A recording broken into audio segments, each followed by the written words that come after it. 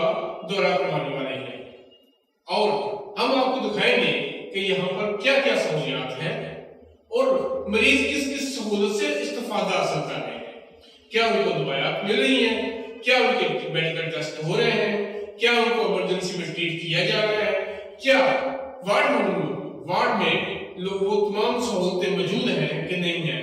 ये हम सब आपको आज दिखाएंगे भी और इसके साथ साथ हम एमएस डॉक्टर फयाज का भी इंटरव्यू लेंगे कि वो यहाँ पर मिलने वाली सहूलियात के बारे में क्या कहते हैं। हम आपको डॉक्टर से भी बुलाएंगे और वो अपने काम में पेशेंट के साथ क्या रवैया रखे हुए हैं हम ये भी दिखाएंगे। तो आइए नाज़रीन, अब आप बिला तखीर THQ कामुकी का दौरा करते हैं।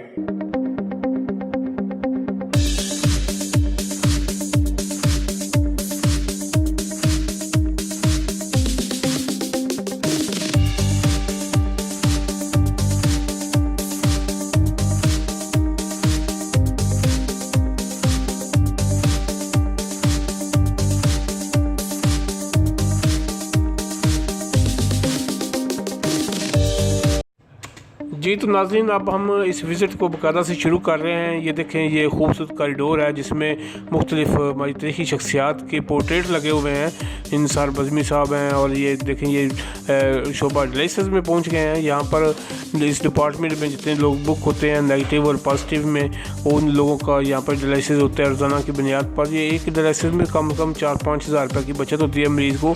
और तो बल्कि ये 70-80 के करीब मरीज़ हैं जो रोज़ाना इससे इस्तेफादा हासिल करते हैं। ये वेस्टिंग बॉक्स रखे हुए हैं अलग अलग वेस्टिंग के, और ये आग बुझाने वाला भी जो निज़ाम है वो भी एक्टिव है यहाँ पर, और ये फुली एयर कंडीशन भी है।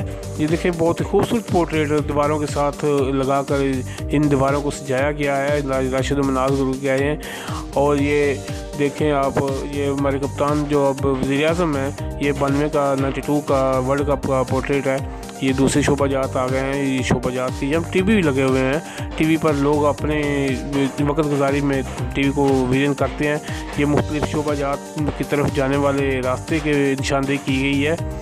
और ये देखिए, ये कितना खूबसूरत इसको बनाया गया। वेटिंग रूम है यहाँ पर, लोग मरीज़ जो हैं वो इंतज़ार करते हैं अपनी बारी आने का, जो कि बाकायदा एक कंप्यूटराइज निज़ाम के तहत उन्हें पर्ची दी जाती है और नंबर उनका आता है। ये ख्वाजा असराओं का भी इसका इलाज का बाकायदा यहाँ पर इंतज़ाम है। ये टीबी के मरीज़ों के लिए भी एक शोबा अलग बनाया गया है। यहाँ पर दवाइयात फ्री दी जा रही हैं और ये बहुत बड़ा स्टॉक है इनके पास। रोज़ाना की बुनियाद पर इतनी दवाइयात स्टॉक रूम में मौजूद होती हैं। अब हम इस शोबा से निकलकर हम जाएंगे स्पेशल एक डॉक्टर साहब से मिलेंगे, उनको देखेंगे कि ये क्या करते हैं। ये अब शोबा, ये कॉरिडोर है, देखें कितना खूबसूरत कॉरिडोर बना हुआ है और साइड में पोर्ट्रेट भी लगे हुए हैं। पूरे अस्पताल में ऐसे ही पोर्ट्रेट लगे हुए हैं। ये ऑपरेशन थिएटर है। ऑपरेशन थिएटर में हफ्ते में 3 बार ऑपरेशन होता है, 4 दिन ऑपरेशन नहीं होता। ये लोग आ जा रहे हैं अपने मिलने वालों के लिए। मेल वार्ड और फीमेल वार्ड है, और मेल फीमेल वार्ड का भी अंदाज़ा लगाएं तो यहाँ पर डॉक्टर साहब बता रहे थे कि लोग आते हैं, फुली एयर कंडीशन होने की वजह से लोग घरों को वापस नहीं जाते जब तक मरीज़ जो है वो मुकम्मल तंदुरुस्त नहीं हो जाता। देखें, ये मरीज़ हैं जो अपने वकील के साथ, अपने तीमारदारों के साथ यहाँ पर आराम फर्क कर रहे हैं। ये सामने टीवी लगा हुआ है, टीवी लाउंज है बना हुआ है किस्म का, जहाँ पर लोग टीवी को देख हुए वक्त गुजारी करते हैं। जो यहाँ पर मरीज़ भी हैं वो भी, और दूसरे लोग भी जो उनका हाल वाल पूछने आते हैं। ये हेड नर्स का ये कमरा है, और ये देखें, ये स्टॉक मौजूद है। ये हर वक्त स्टॉक जो है ये मौका पर ही मरीज़ों के लिए इस्तेमाल होता है। वार्ड है, ये बहुत खूबसूरत वार्ड बने हुए हैं, खूबसूरत बेड है और बेड के साथ खूबसूरत मेज़ वगैरह लगे हुए हैं जो मरीज़ों की ज़रूरियात का पूरी तरह ख्याल रखा जाता है। ये डे केयर सेंटर भी बनाया गया है ताकि डॉक्टर अपने बच्चों को यहाँ पर छोड़कर आसानी के साथ, इत्मीनान के साथ अपने काम में मशगूल हो सके। शोबा हादसात है, यहाँ पर बहुत आसानी से काम होता है। शोबा हादसात में बहुत सारे मरीज़ यहाँ पर लाए जाते हैं। डॉक्टर साहब बता रहे थे 2500 से ज़्यादा मरीज़ जो है वो रोज़ाना की बुनियाद पर यहाँ पर आते हैं और अपने इलाज मुआवजे का सहूलियात हासिल करते हैं। ये डॉक्टर साहब मसरूफ़ हैं इस वक्त, उनके पास काफ़ी रश भी मौजूद है। और ये शुबा हादसा का ये वार्ड रूम था, ICU। अब यहाँ पर दिल के मरीज़ जो होते हैं उनको इमरजेंसी दी जाती है, इमरजेंसी डिजीज़ देकर उन्हें DHQ गुजरांवाला में रेफ़र कर दिया जाता है या लाहौर रेफ़र कर दिया जाता है दिल अस्पताल। और ये स्पेशली फौरी तौर पर दिल के मरीज़ का दौरा जिन्हें पड़ता है उनको फौरी तौर पर यहाँ पर लाकर उन्हें फर्स्ट एड वगैरह दी जाती है ताकि वो उसकी जान बचाई जा सके। फुल एयर कंडीशन है, देखिए यहाँ पर भी यूनिट लगा हुआ है AC का, और फुल एयर कंडीशन है मुकम्मल तौर पर। इमरजेंसी ऑपरेशन थिएटर में भी ऑपरेशन रूम जैसे मुकम्मल सहूलियात मौजूद हैं, जो कि यहाँ पर कुछ बच्चे जो ज़ख्मी हैं वो अपनी मरहम पट्टी लगवाने में मसरूफ़ हैं। और ये इसको देखें, ये इसकी दीवारें दूसरा बहुत ही खूबसूरत हैं, ये छत बड़ा सजाया गया है और ये फुली तौर पर बहुत ही उम्दा तरीके से अस्पताल बनाया गया है। ये वाकई मॉडल अस्पताल है। सर, अस्पताल में मौजूदा सहूलियात क्या हैं और किन मज़ीद सहूलियात की ज़रूरत है और मरीज़ इससे कितना इस्तिफ़ादा हासिल करें, इस बारे में तफसील से रखूँ। इस वक्त हमारे हॉस्पिटल में रोज़ाना की बुनियाद पर 2000 से लेके 2200-2300 मरीज़ आ रहे हैं, जिनमें आउटडोर भी और एमरजेंसी भी है। तो इस वक्त सर्जरी के अलावा मेडिसिन में, गायनी में, पीड्स में, ENT में, आई में, ये सारे शोबे, डेंटल में ये काम कर रहे हैं। तो मज़ीद डायलिसिस के लिए भी हमने मशीनें लगा दी हैं, 5 मशीनें, वो भी रोज़ाना की बुनियाद पे हम चला रहे हैं। ज़रूरत इस अमर की है कि सर्जन अपॉइंट हो और बेहोशी का डॉक्टर कुल वक्ती तौर पे यहाँ पे अपॉइंट हो। तो बाकी अद्वियात के हवाले से हॉस्पिटल में हर तरह की अद्वियात मुहैया की गई हैं, जान बचाने के लिए भी और एमरजेंसी के लिए भी। तो बुनियादी सहूलियात हर किस्म की हैं।